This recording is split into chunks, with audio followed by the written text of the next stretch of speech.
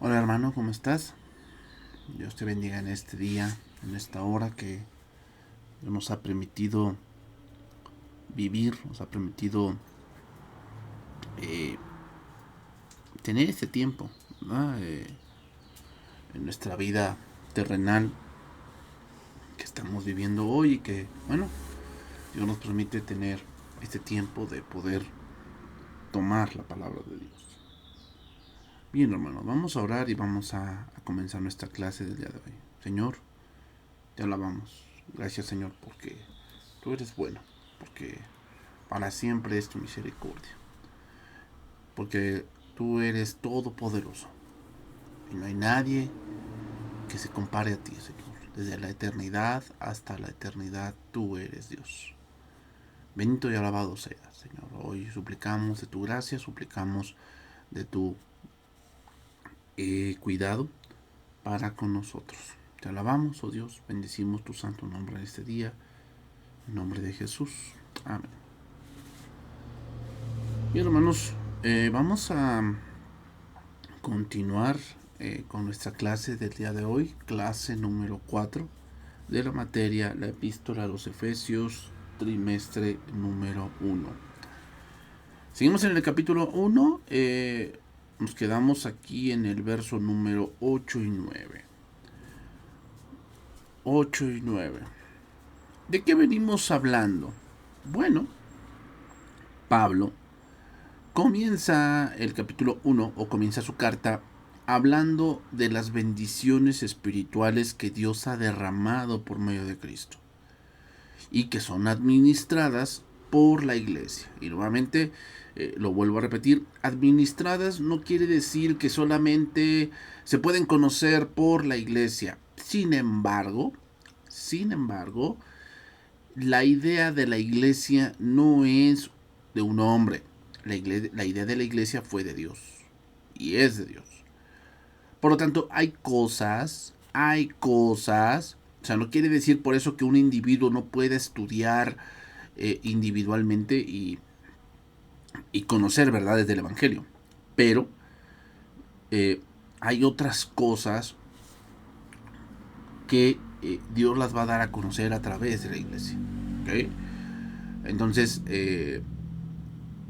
es por eso muy importante la iglesia. La iglesia es importante para el individuo cristiano que quiere madurar, que quiere crecer, que quiere seguir conociendo de Cristo. Es importante que se congregue. ¿Por qué? Porque en la iglesia está el fundamento de los apóstoles y profetas, pero también en la iglesia está pastores, maestros y evangelistas. ¿Okay? Los cuales están construyendo o están edificando sobre ese fundamento por el cual fuimos hechos salvos, y entonces tenemos que llegar a la madurez. ¿Correcto? Entonces voy a leer aquí el verso número 7 y voy a continuar. A ver, verso número 7 dice, en quien tenemos redención por su sangre. Aquí vemos otra parte de la riqueza de Dios, ¿no? Tener redención, o sea, que Dios haya pagado nuestra deuda. El perdón de pecados según las riquezas de su gracia. ¿Okay? O sea, riquezas de su gracia significa que ese perdón de pecados era imposible para el ser humano. Era imposible, o sea, era algo que el ser humano nunca iba a poder sufragar, nunca iba a poder pagar esa deuda. ¿Okay? Nunca. Solamente el que poniéndolo en sentido monetario, vamos a ponerlo así, ¿no? O sea, en sentido de que es una persona, ¿no? Que está súper endeudada en alguna institución financiera, ¿no? y es una deuda impagable, ¿no? Y podemos tener un ejemplo en la Biblia. ¿Se acuerdan de aquella parábola que Jesús dijo que había dos hombres o más bien había un hombre que debía 10,000 talentos? ¿Se acuerdan? 10,000 talentos. Entonces tú dices, wow, o sea, ¿cómo llegó a esa cantidad? Bueno, lo que Dios está haciendo es una hipérbole. Una hipérbole es una exageración, ¿okay? O sea, una exageración para dar un punto, dar a entender un punto más concisamente. Y es que el hombre tiene una deuda impagable. ¿Okay? Ese es el punto de Cristo cuando estaba citando eso. El hombre tiene una deuda impagable. ¿Okay? Entonces, al tener esa deuda impagable, lo único que tiene es que puede a lo que puede apelar. O sea, el hombre no puede apelar a que va a pagar. Obviamente que no puede apelar a eso porque no puede. Y por lo tanto este hombre dice que apela a la misericordia de aquel hombre y le dice, ten misericordia o ten paciencia conmigo, yo te lo pagaré todo. Y este hombre el hombre al que le debía le dice que le perdonó la deuda movido a misericordia. Pero dice que saliendo encontró a su consiervo que le debía 100 denarios. O sea, 100 denarios era el salario de 100 días. O sea, era pagable la deuda, era pagable. Y él no quiso tener misericordia como con él la tuvieron. Entonces, el pasaje del versículo 7, las riquezas de su gracia, significa que solamente el Señor tiene la capacidad para pagar esa deuda que el hombre había contraído con Dios. ¿Ok? Bien. Entonces, ahora seguimos más adelante, el versículo 8 y 9, que es donde nos quedamos la semana pasada. Que hizo sobreabundar para con nosotros en toda sabiduría e inteligencia, dándonos a conocer el misterio de su voluntad según su beneplácito, el cual se había propuesto en sí mismo. Aquí sabiduría e inteligencia. Aquí hablamos de ciertos dones que Dios le ha dado a la iglesia. ¿Ok? Ciertos dones que se utilizaron en la iglesia. Y digo se utilizaron, no voy a hablar mucho de eso ahorita, porque recordemos que Dios tiene propósitos. ¿Okay? Dios tiene propósitos y ciertas cosas que sucedieron en la iglesia primitiva, ciertas cosas que ocurrieron por un porqué. ¿Okay? Por un porqué, para confirmar algo, porque el canon se estaba formando, porque muchas cosas. Y una de las cosas que se dio mucho en la iglesia primitiva era el don de ciencia. ¿Cuál es el don de ciencia? Entender que las cosas que ahorita están sucediendo, la escritura ya lo había dicho. La pregunta es ¿dónde y cómo entenderlo? ¿Por qué? Porque recordemos que la palabra profética, Isaías, Jeremías, Malaquías, Nahum, Habacuc, Jonás, Joel, Daniel, todos esos escritores escribieron en un lenguaje profético. Y el lenguaje profético es difícil porque tiene repeticiones, tiene figuras, tiene símiles, ¿ok? Entonces, ¿cómo entender? O sea, que yo leo un versículo, ¿verdad? Como lo leía Pedro, como lo leía Pablo, como lo leían los apóstoles. Yo leo un versículo del Antiguo Testamento y entonces digo, esto es lo dicho por tal profeta. ¿Cómo lo digo? ¿Cómo llegaron a esa conclusión?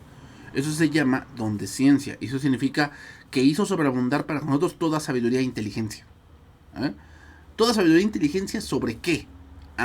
Pues sobre el sacrificio de Cristo. O sea, la misión de los apóstoles, hermanos, la misión de los apóstoles, por eso ya no hay apóstoles hoy. La misión de los apóstoles era, obviamente, traernos el canon, el Nuevo Testamento que ahora tenemos y que estudiamos, pero recordemos que el Nuevo Testamento es una traducción del Antiguo. ¿A qué me refiero? Los profetas recibieron revelación pero a oscuras. Por eso dice Pablo que ahora vemos como por espejo. Los profetas recibieron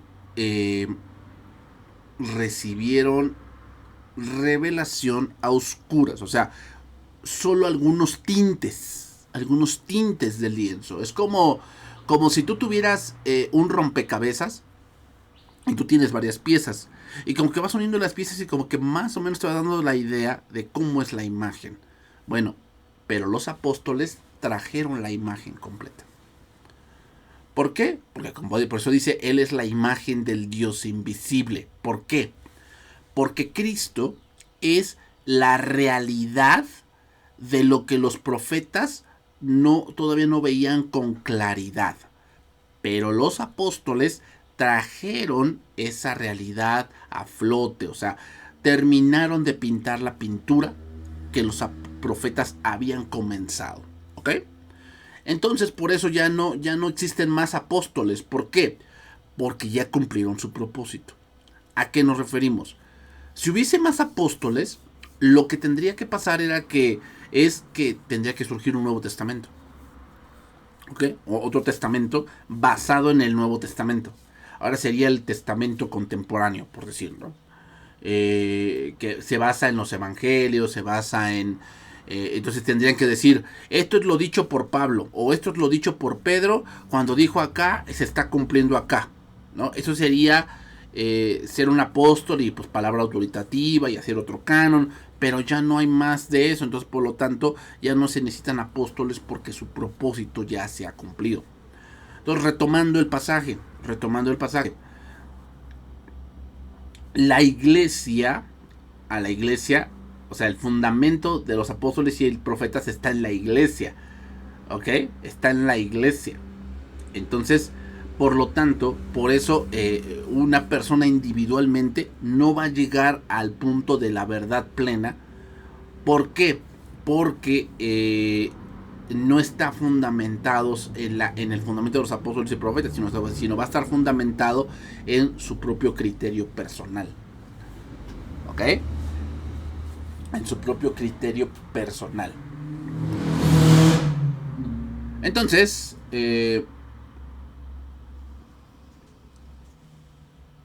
por eso dice Pablo que nos hizo sobreabundar para con nosotros con toda sabiduría e inteligencia, que la iglesia en ese momento fue el medio por el cual los apóstoles escribieron y por lo cual el canon llegó a donde ahorita está. ¿Ok? Seguimos adelante. Versículo número 10. De reunir todas las cosas en Cristo, en la dispensación del cumplimiento de los tiempos, así las que están en los cielos como las que están en la tierra. ¿Cuál era el misterio que a través de la sabiduría y la inteligencia los apóstoles dieron a conocer?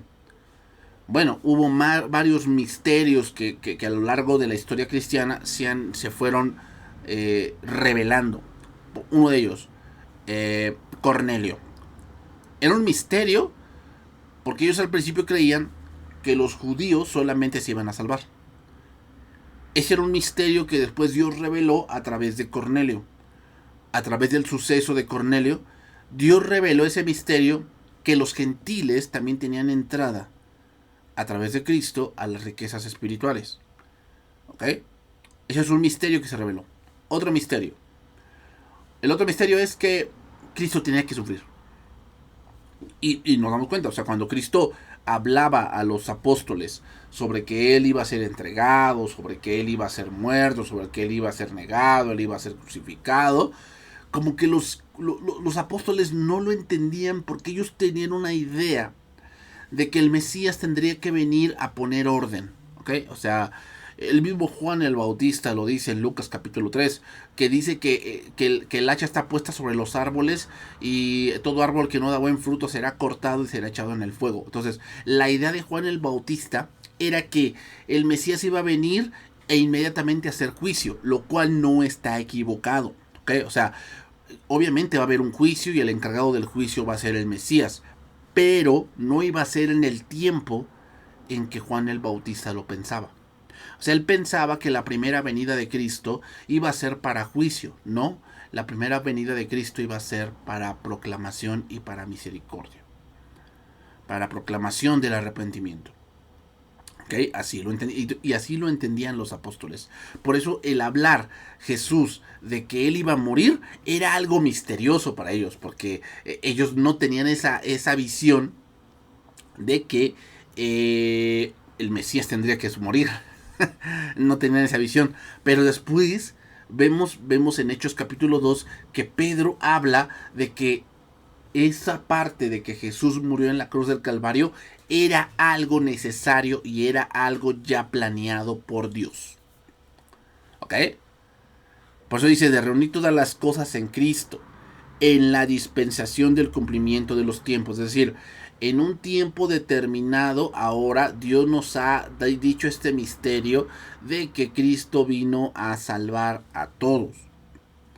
De que vino a restaurar muchas cosas. De que vino a reparar lo que el hombre había descompuesto con su pecado. ¿Okay? Eso significa, versículo 11.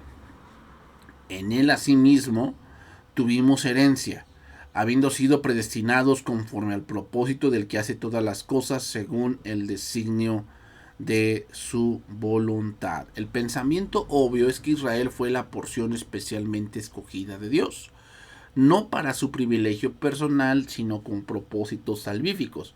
Y fue a través del viejo Israel en el Antiguo Testamento, orden que el consejo de Dios fue llevado a cabo, de modo que ahora a través del nuevo Israel, en el nuevo orden se realiza el plan de Dios.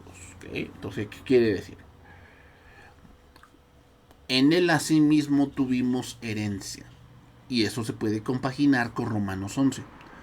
Ven que dice Romanos 11, que Pablo dice que nosotros hemos sido injertados en la vieja, en el tronco del olivo, en la raíz del olivo, y la raíz del olivo es Cristo. Y que ahora nosotros participamos de la rica savia del olivo. La rica savia del olivo significa las promesas, las bendiciones, el ser aceptos en Cristo. Significa los pactos de Dios. O sea, la manera de entrar al pacto, las promesas, las riquezas de Dios, no es a través del judaísmo, es a través de Cristo. ¿Ok? Eso es muy importante entenderlo, porque ellos dicen, es que a nosotros fue dada la circuncisión. Sí, fue dada la circuncisión, pero la salvación fue dada antes de la circuncisión, y eso lo dice Romanos 4. Entonces, es importante que esa herencia que ahora tenemos no se refiere, o sea, no se refiere en toda la extensión a la Nueva Jerusalén, no se refiere a eso, sino que la herencia que ahora tenemos es lo mismo que Abraham tenía. ¿Ok? Recordemos que Abraham salió buscando una tierra que Dios le había prometido. Por lo tanto,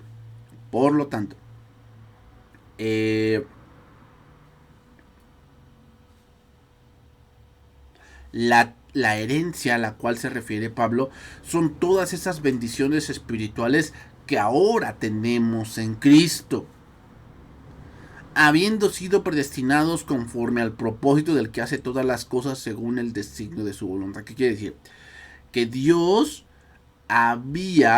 se había propuesto en su corazón desde antes de la bendición de la fundación del mundo, bendecirnos con toda bendición espiritual en Cristo.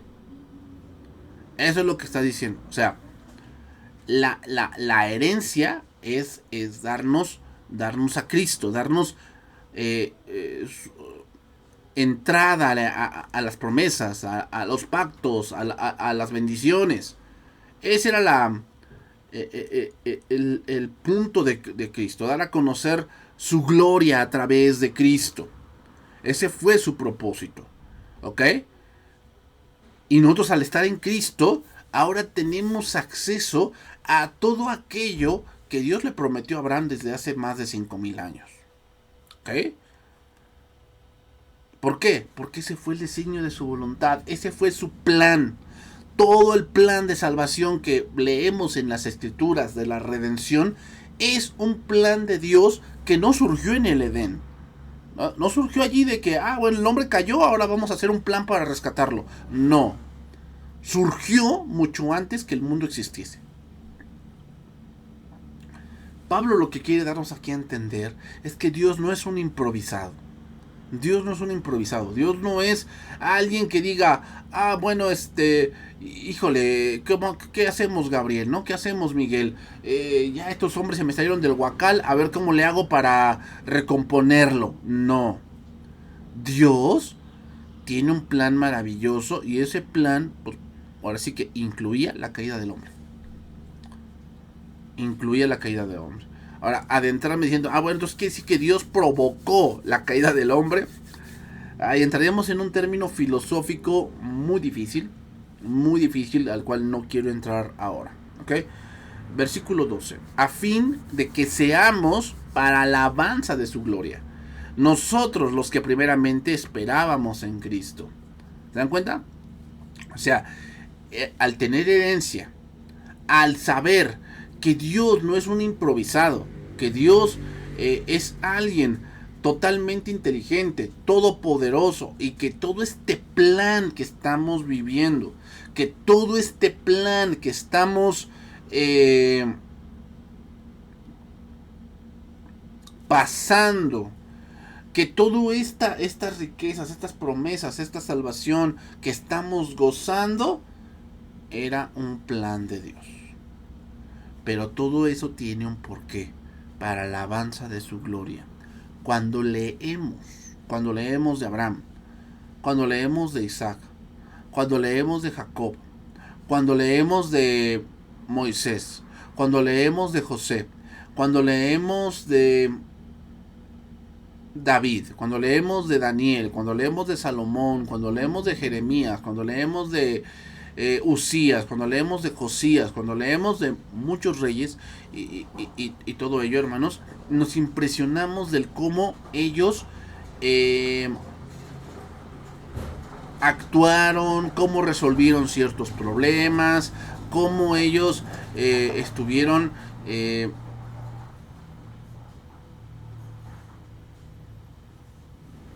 pasando ciertas situaciones. Nos sorprendemos.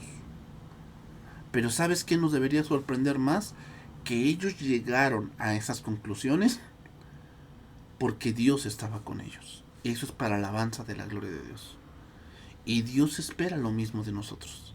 O sea, Dios espera que ahora, con mucho más razón, porque ahora tenemos el Espíritu Santo y porque ahora tenemos la palabra de Dios completa y porque ahora tenemos la pintura completa y porque ahora tenemos una nueva naturaleza, Dios espera que con mucho más razón nosotros seamos para la alabanza de su gloria. ¿Cómo? O sea, aquellos tienen una revelación incompleta y aún así hacían la voluntad de Dios. Si nosotros ya tenemos la revelación completa, ¿qué es lo que Dios espera? Pues espera mucho más eso, que hagamos su voluntad.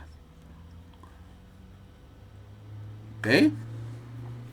Dice, nosotros los que primeramente esperábamos en Cristo. O sea, Dios espera eso porque nosotros hemos recibido esa bendición de conocerle. Y dice, primeramente porque pues obviamente está hablando en el primer siglo del cristianismo, ¿no? O sea, el primer siglo, pues obviamente eran los primeros cristianos los que estaban surgiendo en ese momento y que ahora ese es el propósito por el cual Dios nos ha salvado. ¿Cuál? Para la alabanza de su gloria. Versículo número 13. En él también vosotros, habiendo oído la palabra de verdad, aquí va a decir otra riqueza más, ¿ok? Más riquezas de Cristo, o sea, por eso dice, bendito sea el Dios y Padre que nos ha bendecido con toda bendición espiritual, y empieza a enumerar ciertas riquezas, ciertas bendiciones que Dios nos ha dado, ¿no? Herencia, ser hijos, redención, sabiduría, inteligencia, entendimiento, ser alabanza de su gloria, y aquí dice, en él también, habiendo oído la palabra de verdad, el evangelio de vuestra salvación, y habiendo creído en él, fuisteis sellados con el Espíritu Santo de la promesa. Otra bendición más espiritual. ¿Cuál bendición? El Espíritu de Dios. O sea, el Espíritu de Dios es una gran bendición porque dice que nos guía a toda la verdad y nos recuerda todas las cosas. O sea, qué gran bendición es ahora la que tenemos en Cristo, el tener el Espíritu Santo. Entonces, hermanos, vean cómo lo dice el versículo. En él también vosotros. O sea, quiero recibir el Espíritu Santo, no es por la imposición de manos, es que estemos en Cristo. Número 2. Habiendo oído la palabra de verdad, el evangelio de vuestra salvación, y habiendo creído en él. O sea, no es por la imposición de manos, es porque oigamos el evangelio y creamos el evangelio. ¿El evangelio de quién? El evangelio de Cristo. Por eso dice, y habiendo creído en él, fuisteis sellados.